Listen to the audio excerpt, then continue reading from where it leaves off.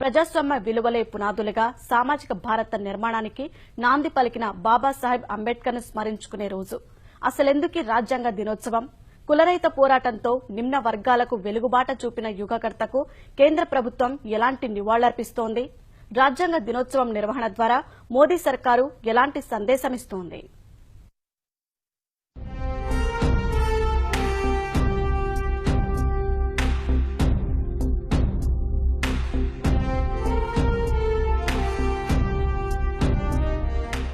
రాజ్యాంగం స్వతంత్ర భారతాన్ని గణతంత్ర సర్వసత్తాక రాజ్యంగా మార్చి దేశంలోని ప్రతి ఒక్కరికి సమాన హక్కులు కల్పించిన పవిత్ర గ్రంథం.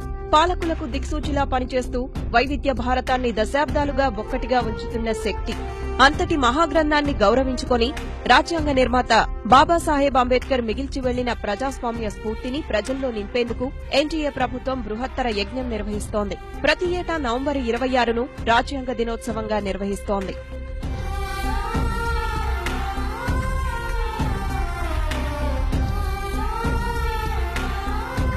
1950 జనవరి 26 భారత రాజ్యాంగం అమల్లోకి వచ్చిన రోజు. ఆ రోజును ఏటా గణతంత్ర దినోత్సవంగా జరుపుకుంటున్నా రాజ్యాంగ నిర్మాతకు సముచిత గౌరవం దక్కలేదన్నది ఎన్డీఏ ప్రభుత్వ అభిప్రాయం. అందుకే 1949లో రాజ్యాంగానికి ఆమోదం లభించిన రోజును పండుగగా నిర్వహించాలని నిర్ణయించింది. बाबा साहब न सिर्फ भारत के विश्व के दलित पीड़ित शोषित वंचितों की प्रेरणा का नाम बाबा साहब अम्बेडकर है। दुनिया मार्टिन लूथर किंग को तो जानती है, लेकिन दुनिया बाबा साहब अम्बेडकर को नहीं जानती है। ये हमारा दुर्भाग्य है। कभी कभी मेरे मन में विचार आता है, क्या बाबा साहब अम्बेडकर न होते तो मोदी कहां होता? हम जैसे सामान्य लोगों को कौन पूछता? ये बाबा साहब अम्बेडकर है जिसके कारण ये बातें संभव हुई है। और इसलिए जो कर रहे हैं सिर्फ कर्ज चुकाने का एक प्रामाणिक प्रयास कर रहे हैं. గతేడాది బాబాసాహెబ్ అంబేద్కర్ 125వ జయంతి ఉత్సవాల్ని జరిపిన ఎన్డీఏ ప్రభుత్వం తొలి రాజ్యాంగ దినోత్సవాన్ని చరిత్రలో నిలిచిపోయేలా నిర్వహించింది. పార్లమెంటు శీతాకాల సమావేశాల తొలి 2 రోజులు ఉభయ సభల సంయుక్త సమావేశాలు ఏర్పాటు చేసి రాజ్యాంగం సహా అంబేద్కర్ ప్రబోధించిన సిద్ధాంతాలపై విస్తృతంగా చర్చించింది.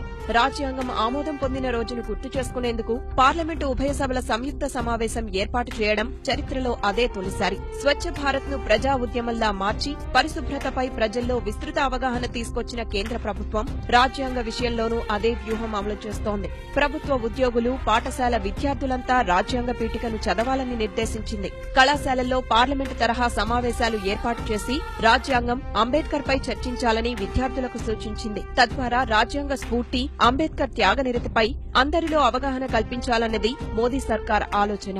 26 नवंबर संविधान दिवस के रूप में मनाना 2015 से प्रारंभ किया।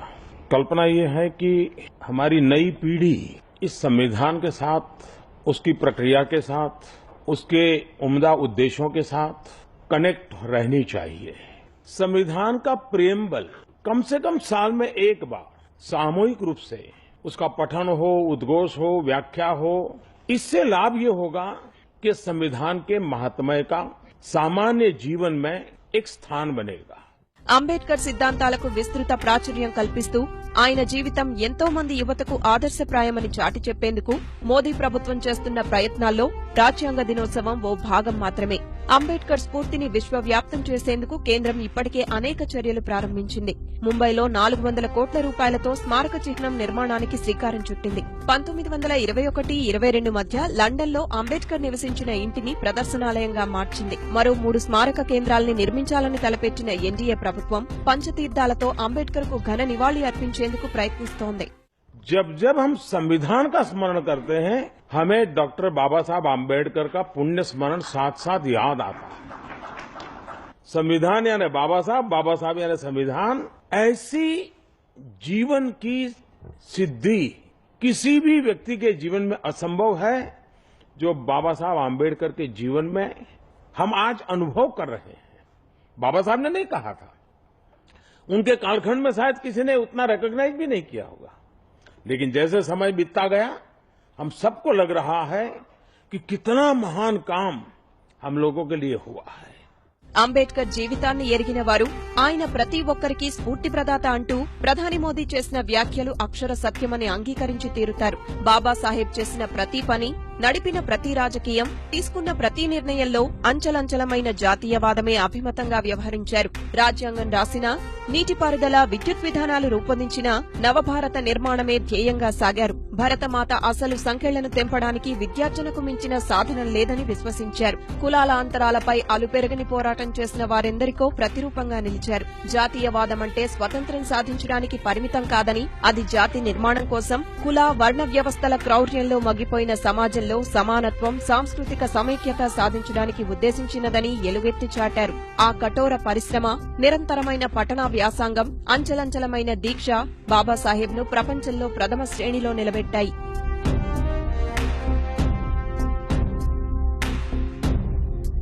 దేశంలో ఇటీవల అసహనం పెరిగిపోతోందన్న ఆరోపణల మధ్య రాజ్యాంగ దినోత్సవం నిర్వహణ ప్రాధాన్యం సంతరించుకుంది.